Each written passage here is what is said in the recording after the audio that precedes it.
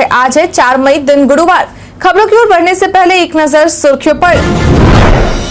बिहार के 37 जिलों के एडीएम को मिली एक नई जिम्मेदारी। जातीय गणना पर पटना हाई कोर्ट में सुनवाई पूरी। बिहार में जमीन विवाद रोकने की नई पहल। बिहार के 1 लाख छात्र देंगे नीट का एग्जाम। आईपीएल के अगले सीजन में खेलने को लेकर धोनी ने दिया बड़ा बयान। अब चलिए बढ़ते हैं बिहार के अब तक की 25 बड़ी खबरों की ओर विस्तार से। एनआईटी पटना ने 19 पदों के लिए निकाली भर्ती। National institute of technology Patna के द्वारा टेक्निकल असिस्टेंट के कुल 19 पदों के लिए रिक्रूटमेंट नोटिफिकेशन जारी किया गया है। इसके लिए अगर एजुकेशनल क्वालिफिकेशन की बात करें तो उम्मीदवार के पास निर्दिष्ट विषय में डिप्लोमा इंजीनियरिंग होना चाहिए और साथ ही वांछनीय कार्य अनुभव एक अतिरिक्त लाभ होना भी अनिवार्य है। इच्छुक और योग्य उम्मीदवार एनआईटी पटना की आधिकारिक वेबसाइट www.nitp.ac.in पर जाकर आवेदन कर सकते हैं। बता दें कि आवेदन करने की अंतिम तारीख 18 मई 2023 तक निर्धारित की गई है। बिहार के 37 जिलों के एडीएम को मिली एक नई जिम्मेदारी। सामान्य प्रशासन विभाग के द्वारा अधिसूचना जारी कर यह जानकारी दी गई है कि बिहार सरकार के द्वारा एक बड़ा निर्णय लेते हुए मुजफ्फरपुर छोड़कर शेष जिलों में पदस्थापित अपर समाहर्ता सह अपर जिला दंडाधिकारी को नई जिम्मेदारी सौंपी गई है, जिसके तहत ये सभी अब अगले आदेश तक आपदा प्रबंधन के अपर समाहर्ता रहेंगे। मालूम हो कि जारी किए गए अधिसूचना में कहा गया है कि राज्य के सभी जिलों मुजफ्फरपुर जिला छोड़कर अपर समाहर्ता सह अपर जिला दंडाधिकारी के पद पर पदस्थापित पदाधिकारी को अगले आदेश तक संबंधित जिला के अपर समाहर्ता आपदा प्रबंधन के पद का अतिरिक्त प्रभार दिया जाता है। बिहारी पहचान में आज हम बात करेंगे ब्रह्मानंद एस सिंह के बारे में।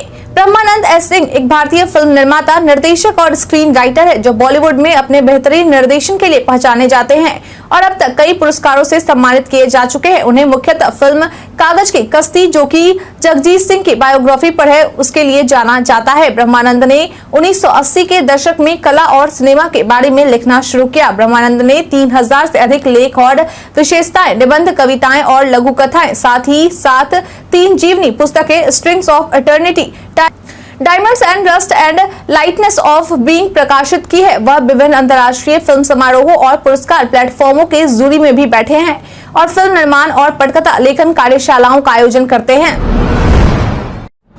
जातीय गणना पर पटना हाईकोर्ट में सुनवाई पूरी। बीते दिन पटना हाईकोर्ट के चीफ जस्टिस केवी चंद्रन की खंडपीठ के द्वारा राज्य सरकार द्वारा राज्य में जातियों की गणना और आर्थिक सर्वेक्षण को चुनौती देने वाले अखिलेश कुमार और अन्य की याचिकाओं पर सुनवाई की गई। बता दें कि इस मामले को लेकर कोर्ट के द्वारा आज यानी कि 4 मई को अंतरिम आदेश पारित किया जा सकता है। आपकी जानकारी के लिए बता दें कि इस दौरान कोर्ट के द्वारा यह जानना चाहा कि जातियों के आधार पर गणना व आर्थिक सर्वेक्षण कराना क्या कानूनी बाध्यता है। इसके साथ ही कोर्ट ने यह भी पूछा कि ये अधिकार राज्य सरकार के क्षेत्राधिकार में है या नहीं, इससे निजता का उल्लंघन होगा क्या। बता दें कि कोर्ट इस मामले पर आज अंतरिम आदेश पारित करेगा। राज्य के सभी विवि कॉलेजों में योग शिक्षा की होगी शुरुआत। राजभवन के द्वारा पूर्व मंत्री व भाजपा विधायक नीतीश मिश्रा के आग्रह को ध्यान में रखते हुए राज्य के सभी विवि कॉलेजों के कुलपति को पत्र लिखकर सूबे के सभी विश्वविद्यालयों, महाविद्यालयों में योग शिक्षा को पाठ्यक्रम एवं संकाय के रूप में प्रारंभ करने को लेकर 1 सप्ताह में रिपोर्ट तलब किया है। मालूम हो कि राज्यपाल के द्वारा दिए गए इस पत्र से राज्य के विश्वविद्यालय, महाविद्यालय में योग शिक्षा के पाठ्यक्रम के प्रारंभ होने की आस जग गई है। बता दें इस बात को लेकर नीतीश मिश्रा ने बिहार के राज्यपाल से सह कुलाधिपति से भी मुलाकात की थी और अपनी बातों को उनके सामने रखा था। हालांकि इससे पहले भी उन्होंने इस मुद्दे को विधानसभा में उठाया था और वह इसके लिए लगातार प्रयास कर रहे हैं, लेकिन अब उनका प्रयास रंग लाता दिख रहा है। बिहार में जमीन विवाद रोकने की नई पहल। राज्य में नए जमीन विवाद को रोका जा सके, इसके लिए राजस्व एवं भूमि सुधार विभाग के द्वारा एक नई पहल की शुरुआत की गई है। बता दें कि राजस्व एवं भूमि सुधार विभाग के मंत्री आलोक कुमार मेहता के द्वारा दी गई जानकारी के अनुसार अब राज्य की कोई जमीन बैंक के पास गिरवी है या नहीं, इसकी जानकारी अब जमाबंदी पंजी देखकर पता लगाई जा सकेगी। उन्होंने बताया कि अगर किसी रैयत के द्वारा किसी जमाबंदी की जमीन को बैंक में बंधक रखकर लोन लिया जाता है तो ऐसी स्थिति में लोन से संबंधित विवरण को जमाबंदी पंजी में देखा जा सकेगा। ऐसे में लोग जमीन की खरीद बिक्री के दौरान बंधक पड़ी जमीन को लेने से बच सकेंगे और भूमि विवाद में भी कमी आएगी। मनरेगा की रैंकिंग में राज्य का यह जिला टॉप। बिहार विकास विभाग सोसाइटी के मुख्य परिचालन पदाधिकारी संजय कुमार सिंह की ओर से मनरेगा में मार्च महीने के प्रदर्शन को लेकर एक रैंकिंग जारी की गई है। बता दें कि जारी की गई रैंकिंग के अनुसार राज्य के जिलों में से जिस जिले ने मनरेगा में सबसे बेहतर प्रदर्शन किया है वह जमुई है। मालूम हो कि यह रैंकिंग 13 हिस्सों के आधार पर निर्धारण किया गया है। वहीं अगर हम बात करें महिला मनरेगा मजदूरों को काम दिलाने वाले जिलों के बारे में, तो इसमें कई जिलों को 10 में से 10 अंक मिले हैं, जिनमें मधुबनी, खगड़िया, बेगूसराय, किशनगंज, समस्तीपुर, वैशाली, नवादा और सुपौल जैसे जिले शामिल है। लेकिन कुछ जिले ऐसे भी है जिन्हें 10 में से 1 अंक से भी कम नंबर मिले हैं। आपकी जानकारी के लिए बता दें कि यह सोसाइटी बिहार ग्रामीण विकास विभाग के तहत संचालित की जाती है। बिहारी पर्यटन में आज हम बात करेंगे जानकीगढ़ के बारे में। जानकीगढ़ पश्चिमी चंपारण में घूमने वाली एक मुख्य जगह है। यहाँ पर आपको एक बड़ा सा टिला देखने के लिए मिलता है और किले के अवशेष देखने के लिए मिलते हैं। यह किला ईंटों से बना हुआ है। अब इस किले के भग्नावशेष देखने के लिए मिलते हैं। यह किला मौर्य सम्राट चंद्रगुप्त के गुरु चाणक्य का है। इस किले का संरक्षण पुरातत्व विभाग द्वारा किया जाता है। यहाँ पर आपको एक बहुत बड़ा गार्डन देखने के लिए मिलता है। यह किला पश्चिमी चंपारण में स्थित है। यह किला पश्चिमी चंपारण में नरकटियागंज में स्थित है। आप यहाँ पर पहुँच सकते हैं और इस किले को देख सकते हैं। यह पश्चिमी चंपारण का पिकनिक स्पॉट है। आधार कार्ड अपडेट का बदल गया नियम। अगर आप भी उन लोगों में आते हैं जिनका आधार कार्ड 10 साल या 10 साल से अधिक पुराना हो गया है, तो यह खबर आपके लिए है। बता दें कि ऐसे लोगों को अपना आधार कार्ड जल्द से जल्द अपडेट करवा लेना होगा। मालूम हो कि अपडेट करवाने के लिए आपको 50 रुपए शुल्क के रूप में देने होंगे। लेकिन बता दें कि अब आपको अपने आधार कार्ड में बदलाव करवाने के लिए आपको अपना पहचान पत्र और पते का प्रमाण पत्र देना होगा, जिसमें आप पहचान पत्र के रूप में passport, pan, ration card, voter ID, DL, ECHS card, विकलांगता प्रमाण पत्र, मूल निवास प्रमाण पत्र आदि दे सकते हैं। वहीं पते का प्रमाण पत्र के रूप में आप passport, ration card, voter ID समेत वे चीजें दे सकते हैं जो आपके नाम पर हो। आपकी जानकारी के लिए बता दें कि निःशुल्क आधार कार्ड अपडेट करवाने का समय 14 जून तक निर्धारित किया गया है। बिहार के हर प्रखंड में खुलेगा सुधा होल डे मिल्क बूथ। पशुपालन विभाग के द्वारा राज्य के सभी प्रखंडों में कम से कम एक सुधा होल डे मिल्क बूथ को खोलने का निर्णय ले लिया गया है। इसके लिए कॉम्फेड के माध्यम से क्रियान्वयन भी किया जा रहा है। आपकी जानकारी के लिए बता दें कि अभी राज्य में 458 सुधा का होल डे मिल्क बूथ है, लेकिन यह सभी होल डे मिल्क बूथ राज्य के हर प्रखंड में नहीं है, जिसके बाद विभाग की ओर से 600 और होल डे मिल्क बूथ खोलने का निर्णय लिया गया है। मालूम हो कि होल डे मिल्क बूथ खोलने की प्रक्रिया शुरू कर दी गई है और साथ ही 49 होल डे मिल्क बूथ का निर्माण करने के लिए टेंडर भी जारी कर दिया गया है। आपकी जानकारी के लिए बता दें कि राज्य के हर प्रखंड में होल डे मिल्क बूथ का निर्माण होने के बाद उसका जिम्मा राज्य के बेरोजगार युवाओं और जीविका समूहों को दिया जाएगा। बिहार के इन जिलों में चालान काटने की जानकारी मिलेगी SMS से। पटना नगर निगम में स्मार्ट सिटी प्रोजेक्ट के तहत राज्य के कुछ जिलों में integrated command and control centre से यातायात नियम तोड़ने वालों पर तीसरी नजर बनाए रखने और ई चालान के माध्यम से वाहन मालिकों को जुर्माने की रसीद भेजने की तैयारी परिवहन विभाग के द्वारा NIC के माध्यम से Bihar Sharif smart city, Muzaffarpur smart city और भागलपुर स्मार्ट सिटी में भी कमांड एंड कंट्रोल सेंटर के माध्यम से शुरू करने की योजना बनाई जा रही है। इसके लिए विभाग की ओर से ट्रायल का भी शुरुआत कर दिया गया है। बता दें कि इस बात की जानकारी राज्य परिवहन आयुक्त बी कार्तिकेय धनजी के द्वारा प्रेस कॉन्फ्रेंस आयोजित करके दी गई है। मालूम हो कि एक बार चालान काटे जाने के बाद और मैसेज चले जाने के बाद वाहन मालिक को 90 दिनों के अंदर राशि का भुगतान करना होगा और अगर ऐसा नहीं किया जाता है तो उनका नाम ब्लैक लिस्ट में डाल दिया जाएगा, जिससे गाड़ी मालिक प्रदूषण प्रमाण पत्र, इंश्योरेंस, ड्राइविंग लाइसेंस, गाड़ी का रजिस्ट्रेशन सहित एक भी काम नहीं करा पाएंगे। बिहार के 1 लाख छात्र देंगे नीट का एग्जाम।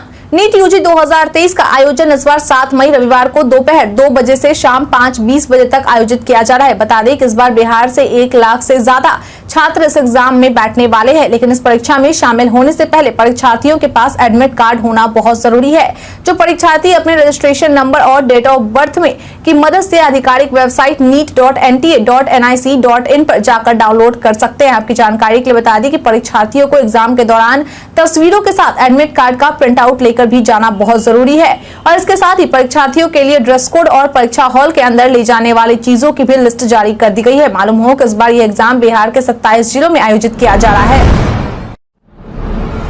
अपनी जरूरत के मछली उत्पादन में कामयाब हुआ राज्य। बिहार में सालाना 8.02 लाख टन मछली की जरूरत होती है, लेकिन इस बार ऐसा पहली बार हुआ है कि बिहार ने अपनी जरूरत से ज्यादा मछली उत्पादन कर लिया है। बता दें कि इस बार राज्य में मछली उत्पादन कुल 8,46,000 टन किया गया है, जो कि पिछले वर्ष यानी कि 2021-22 की तुलना में 85,000 टन अधिक है।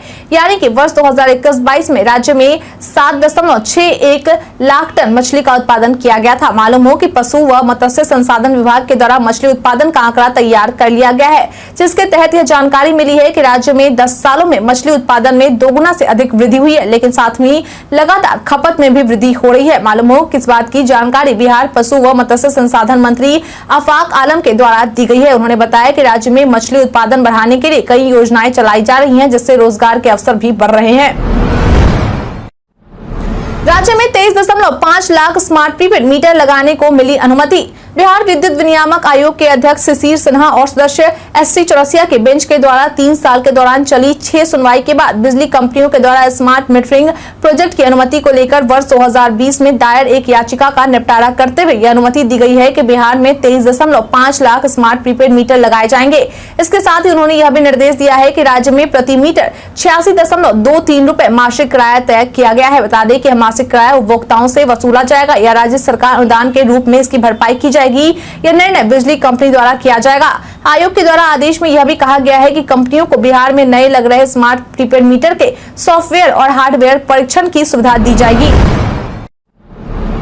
राज्य में मौसम बना रहेगा शुष्क। बिहार में मौसम का मिजाज पूरी तरह से बदल गया है। बदलते हालात के बीच में अब बारिश और गर्मी जैसे हालात रहने वाले हैं। ऐसे में मौसम विभाग ने लोगों को अभी से सतर्क करना शुरू कर दिया है। मौसम विभाग की तरफ से जारी अपडेट के अनुसार प्रदेश के अधिकांश जिलों में उष्ण लहर यानी कि लू चलने जैसे हालात रहने की संभावना है। साथ ही साथ बारिश की संभावना भी जताई जा रही है। विभाग की माने तो आने वाले दिनों में प्रदेश के अधिकांश जिलों में सामान्य बारिश की संभावना जताई जा रही है। हालांकि इस दौरान गर्मी का असर साफ तौर पर देखने को मिलने वाला है। विभाग की तरफ से जारी अपडेट के अनुसार अगले सप्ताह में प्रदेश में लू चलने की संभावना जताई गई है। इधर मौसम विभाग की तरफ से जारी अपडेट के अनुसार प्रदेश के तापमान में 4 से 6 डिग्री तक बढ़ोतरी की बात कही गई है। इसी कारण मई में स्वास्थ्य एवं फसलों को लेकर अलर्ट जारी किया गया है। लोगों को सतर्क रहने को कहा जा रहा है। NEP में 4 वर्षीय इंटीग्रेटेड बीएड कोर्स के लिए इस दिन तक करे आवेदन। 4 वर्षीय इंटीग्रेटेड बीएड कोर्स को लेकर नई शिक्षा नीति के तहत NCTE के द्वारा अब स्नातक की पढ़ाई कराने वाले कॉलेजों में बीएड की पढ़ाई शुरू कराने के लिए आवेदन मांगा गया है, जिसकी अंतिम तारीख 31 मई तक निर्धारित की गई है। यानी कि अब कॉलेजों के द्वारा इस कोर्स की शुरुआत करवाने के लिए 31 मई तक आवेदन किया जा सकता है। हालांकि इससे पहले कॉलेजों को अपने संबंधित विवि की प्रक्रिया से भी गुजरना होगा। मालूम हो कि यह राज्य में जुलाई महीने से प्रभावी हो जाएगी। आपकी जानकारी के लिए बता दें कि इस कोर्स की शुरुआत होने से इंटर करने के बाद छात्र 4 साल में BA, BEd या BSc BEd कर लेंगे। बिहार में हरी खाद योजना दोबारा हुई शुरू। बिहार सरकार के द्वारा एक बार फिर से हरी खाद योजना की शुरुआत कर दी गई है। बता दें कि इसके लिए सरकार की ओर से अनुदान राशि भी जारी कर दी गई है। मालूम हो कि इस अनुदान राशि के तहत किसानों को मूंग और ढैंचा के लिए 80% और 90% राशि उपलब्ध करवाई जाएगी। हालांकि देरी हो जाने के कारण मूंग के बीज का वितरण फरवरी 2024 में किया जाएगा, लेकिन ढैंचा के बीज का वितरण वर्तमान में किया जा रहा है। आपकी जानकारी के लिए बता दें कि मूंग और ढैंचा के लिए किसानों को सरकार की ओर से अनुदान राशि 2018-19 के बाद नहीं दी गई थी, लेकिन अब एक बार फिर से इसकी शुरुआत कर दी गई है। मालूम हो कि इच्छुक किसान ढैंचा के लिए अनुदान राशि पाने के लिए 12 मई तक आवेदन कर सकते हैं। राजद विधायकों को लालू यादव ने दिया भोज। एक बार फिर से राजद सुप्रीमो लालू प्रसाद यादव राजनीति में एक्टिव होते ही नजर आ रहे हैं। बता दें कि बीते दिन राष्ट्रीय जनता दल के अध्यक्ष लालू प्रसाद यादव के द्वारा बिहार की पूर्व मुख्यमंत्री राबड़ी देवी के सरकारी आवास 10 सर्कुलर रोड पर राजद विधायकों से मुलाकात की गई और उन्हें भोज दिया गया। इस दौरान सभी विधायकों को रोहू मछली और चावल खिलाया गया। हालांकि राजद नेता शिवानंद तिवारी के द्वारा बताया गया कि भोज में चिकन की भी व्यवस्था की गई थी और साथ ही भोज से पहले विधायकों ने सत्तू के साथ अचार का भी लुत्फ उठाया। मालूम हो कि इस दौरान लालू यादव ने वहां मौजूद विधायकों से 2024 में होने वाले लोकसभा चुनाव की तैयारियों को लेकर भी बातचीत की और साथ ही अपनी तरफ से उन्हें कुछ खास टिप्स भी दिया गया। आपकी जानकारी के लिए बता दें कि कुछ दिनों पहले ही लालू प्रसाद यादव अपनी किडनी के ट्रांसप्लांट होने के लगभग 9 महीने बाद बिहार लौटे हैं। सम्राट चौधरी ने नीतीश कुमार को सत्ता से फेंकने का किया ऐलान। नीतीश सरकार के विरोध में भाजपा के प्रदेश अध्यक्ष सम्राट चौधरी के नेतृत्व में बीते दिन भाजपा नेता और सासाराम के पूर्व विधायक जवाहर प्रसाद से मिलने नहीं देने पर बिहार के सासाराम में धरना प्रदर्शन किया गया। इस दौरान सम्राट चौधरी के द्वारा समाहरणालय गेट पर आयोजित धरना को संबोधित करते हुए बिहार के मुख्यमंत्री नीतीश कुमार पर जमकर हमला बोला गया। उन्होंने कहा कि जिस तरह धनानंद की सरकार मगध पर बैठी थी और उसको सम्राट अशोक ने उखाड़ फेंका था, उसी तरह बीजेपी के एक एक कार्यकर्ता के द्वारा भी नीतीश कुमार को चेतावनी दी जाती है कि अगर अत्याचार करोगे तो बिहार की जनता आपको उखाड़ फेंकेगी। उन्होंने कहा कि मुझे अधिकार है कि मैं कहीं भी कभी भी जेल का निरीक्षण करने जा सकता हूं। मैं बीजेपी का प्रदेश अध्यक्ष तो हूं ही, साथ ही मैं विरोधी दल का नेता भी हूं और मैं संवैधानिक पद पर हूं। मुझे कैबिनेट मंत्री का दर्जा प्राप्त है, लेकिन इसके बावजूद भी मुझे जेल के अंदर जाने से रोका गया। उन्होंने कहा कि पता नहीं नीतीश कुमार के राज में क्या हो गया है, उनका माथा गड़बड़ाया हुआ है। आप क्यों प्रशासन का दिमाग खराब कर रहे हैं? गोवा सीएम के खिलाफ उनके विवादित बोल को लेकर पटना में केस दर्ज। गोवा के मुख्यमंत्री प्रमोद सावंत के द्वारा 1 मई को अपने राज्य में बढ़ रही आपराधिक घटनाओं को लेकर बिहार के प्रवासी मजदूरों के ऊपर जो विवादित बयान दिया गया था, उसको लेकर बिहार की सियासत गरमाई हुई है। बता दें कि इस बयान को लेकर महागठबंधन के नेता लगातार बीजेपी और गोवा के मुख्यमंत्री पर निशाना साध रहे हैं। बता दें कि अब जेडीयू नेता मनीष कुमार सिंह के द्वारा पटना के सिविल कोर्ट में प्रमोद सावंत के द्वारा दिए गए बयान को लेकर नालिसी दायर करवा दिया गया है। उन्होंने कहा कि जिस प्रकार गोवा के मुख्यमंत्री के द्वारा बिहारियों और उत्तर प्रदेश के लोगों के खिलाफ आपत्तिजनक टिप्पणी की गई है, वही कहीं से भी बर्दाश्त नहीं करने योग्य है। उन्होंने कहा कि एक तरह जहां भाजपा राष्ट्रवाद की बात करती है, तो वही दूसरी तरफ भाजपा शासित राज्यों के मुख्यमंत्री के द्वारा देश के दूसरे राज्यों के प्रति नफरत भरी टिप्पणी की जाती है। यह देश के लिए उचित नहीं है। उन्होंने केवल देश में उन्माद पैदा कर लोगों को लड़ाने की कोशिश की है।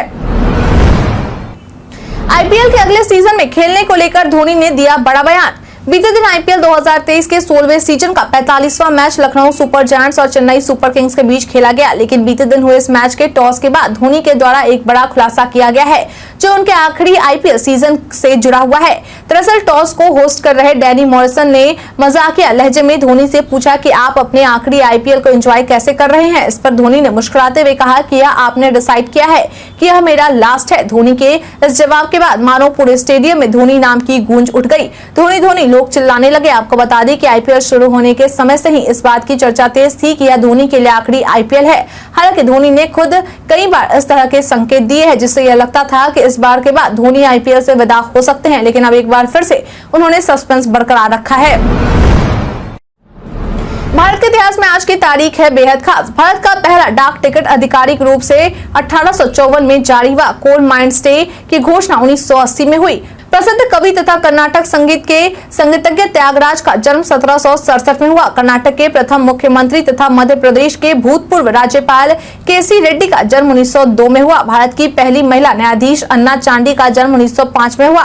मैसूर राज्य का शासक टीपू सुल्तान का निधन 1799 में हुआ। भारतीय इतिहासकार हेमचंद्र राय चौधरी का निधन 1957 में हुआ। विख्यात तबला वादक पंडित कृष्ण महाराज का निधन 2008 में हुआ।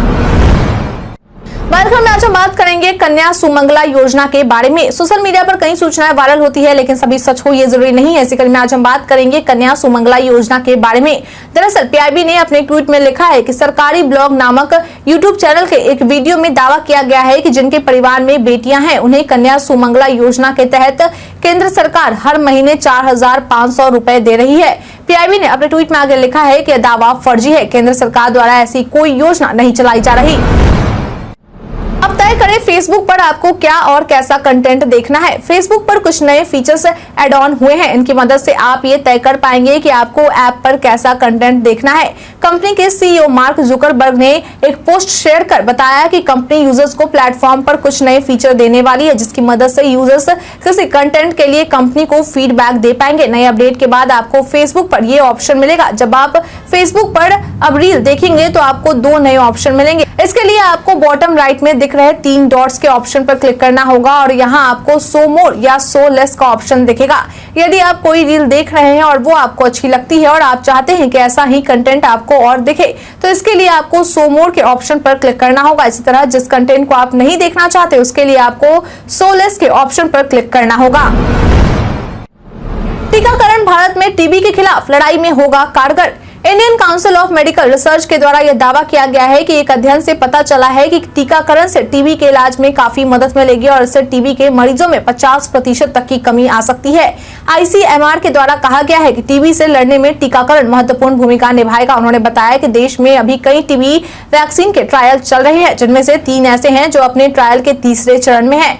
मालूम हो कि भारत के द्वारा 2025 तक टीबी से पूरी तरह मुक्ति पाने का लक्ष्य रखा गया है। बता दें कि अध्ययन में यह भी कहा गया है कि बीमारी को रोकने वाला टीका संक्रमण रोकने वाले टीके की तुलना में अधिक प्रभावशाली होगा। मालूम हो कि प्रमुख चिकित्सा अनुसंधान संस्थान के द्वारा कहा गया है कि देश में अभी टीबी से लड़ने के लिए जो टीके विकसित किए जा रहे हैं उन्हें तैयार होने में कुछ वक्त लग सकता है। ऐसे में बीसीजी का पुनः टीकाकरण अल्पावधि में टीबी से लड़ाई में एक मूल्यवान हथियार साबित हो सकता है।